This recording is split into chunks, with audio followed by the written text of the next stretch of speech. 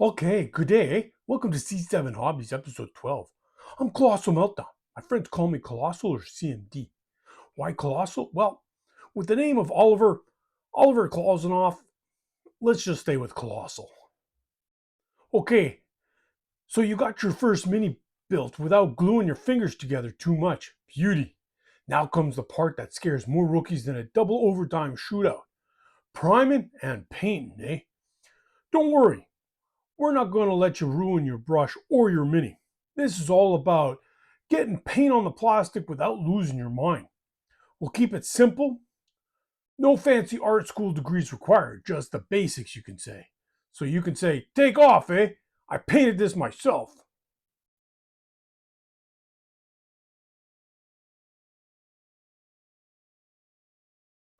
All right, so your mini's built and ready, eh? Let's slap some paint on this beauty without making it look like it went through a ketchup storm, eh?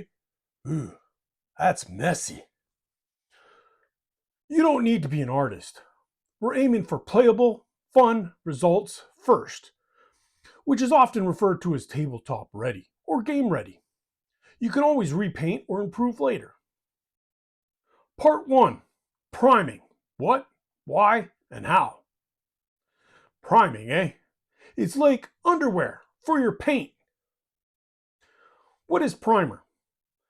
Primer is a special base coat that helps paint stick better. It comes in spray cans, brush on, or even for airbrushes. Why do we prime?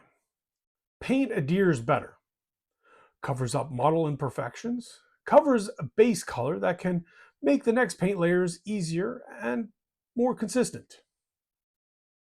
Priming methods: spray primer or the rattle can. Quick and even. Outdoors is recommended and preferred, or a well ventilated area because, loads of fumes. Brush on primer, great for indoor work. Single models for missed areas, like winter. Airbrush, optional. I bring it up, but it's not recommended for first timers. It can be an investment and with other learning curves. Let's start with the basics. We can address this in a future video. Rattle can spraying tips. You can attach miniatures to a painting stick, spray them inside a box, whichever works best for you.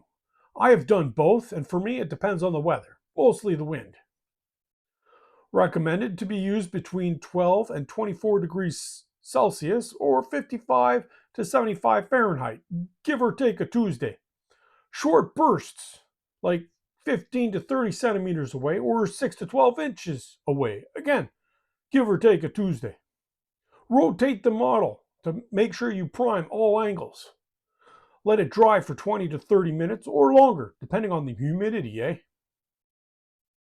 Part 2, choosing paints for first-time painters. What paints do I need, eh? Don't buy the whole rainbow. Buy a starter set, or just buy the primary colors: red, blue, yellow, then a black, a white, maybe a brown, and a metallic, silver or gold. I personally recommend a silver because you can mix yellow orange to silver to make gold, and an orange red or brown to the silver to make a copper or browns. A flesh tone if needed, but if you have a brown, red, yellow, and a white, you can mix your own flesh tones. That can be covered in a later video. Use primer match paint lines. Majority of painting companies have them. This means the spray can and paint color matches with the same color in the paint line. I did this for the majority of my Elder Sam Han craft world.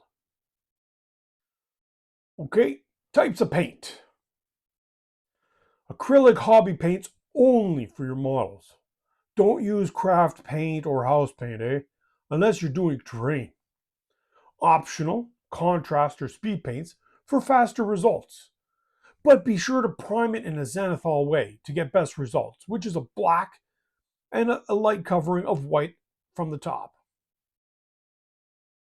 Part 3, tools you actually need. Brushes, eh? One primer brush. If you go on the brush on primer route, usually it's a bigger brush and one that you're okay stabbing with to get all the hard to reach spaces. One workhorse brush. This will complete most of your general painting. I often use a one brush.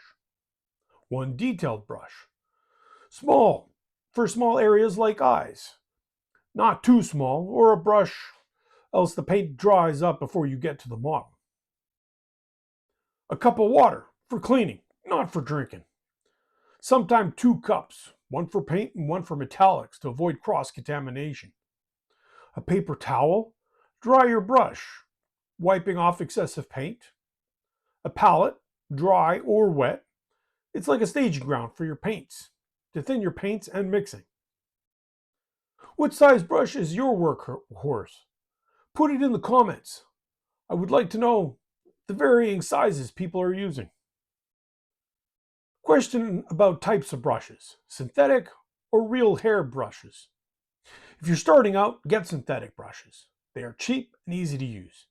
Ideally, for use of contrast paints, speed paints, washes, as well as metallic paints.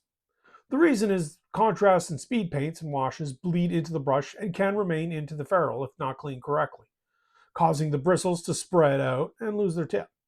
Metallics because of the tiny flakes, and you don't want to ruin your expensive brushes or cross-contamination. If you enjoy painting and want to get better, you'll want to invest in some Kolinsky haired brushes. They are more expensive, but they are a much higher quality. There are many brands, so get 1 or 2 different brands and test out what works best for you.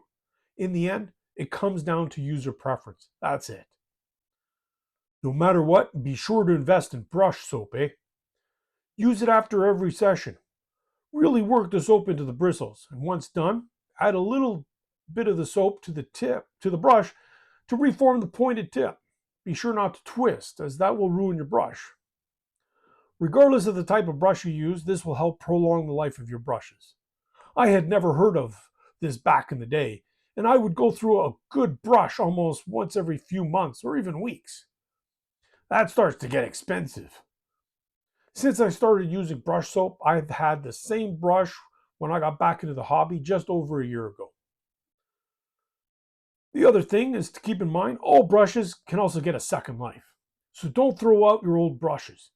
They can be used to add glues to bases, spreading basing materials, painting terrain pieces, etc. There are so many other uses for your old brushes. Painting handles. These are nice to have. These are to help move around the miniature. It helps you from rubbing paint off or get a more sturdy grip on the miniature. Again, this comes down to preference.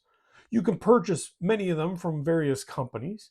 You can also use corks from wine bottles, brewing companies, or bigger corks along with paper clips and or with blue or white tack.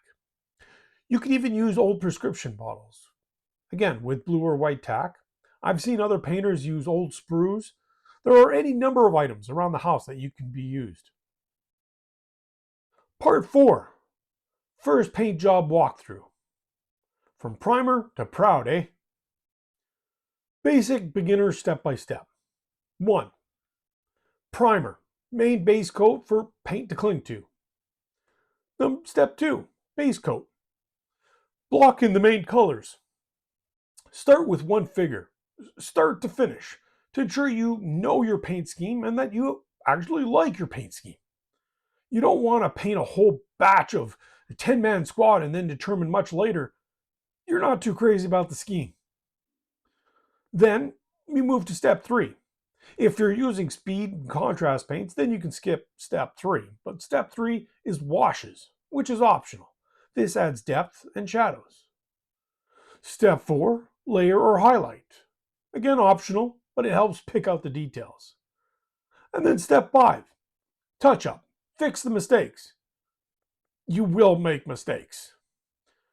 Step 6, seal, which is optional, but very highly recommended. Spray or brush on varnish.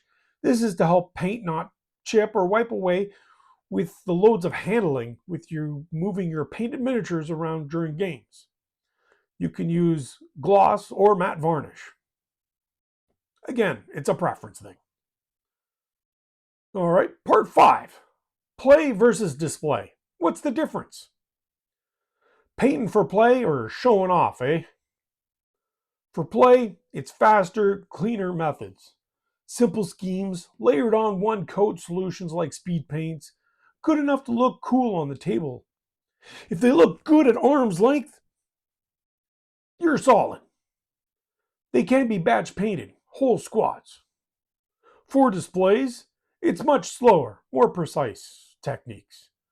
Very high detailed blendings, edge highlights, freehand, often focused on a single model or diorama. I often do this to leaders or special characters in my army. Anyone who won't die after a couple of turns, eh? This often takes more tools, techniques, and a lot of patience.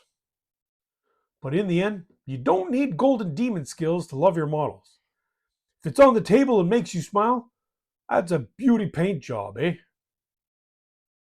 Be sure to like and subscribe. Share with others to get the word out and help the channel grow. Please share any ideas on what you would like me to cover in the comments below. I read each comment. Also, check out the new podcast available on YouTube, Spotify, Apple, Amazon, Castbox, GoodPods, and iHeartRadio. The plan is to have the podcast every 2 weeks, like the videos. So now there will be something new each week. I have a hobby hangout and Discord server too, all free. Check below for more details. I greatly appreciate all the support. Without you, this would not be possible. So thank you. Now go forth, be awesome, and paint for the paint gods.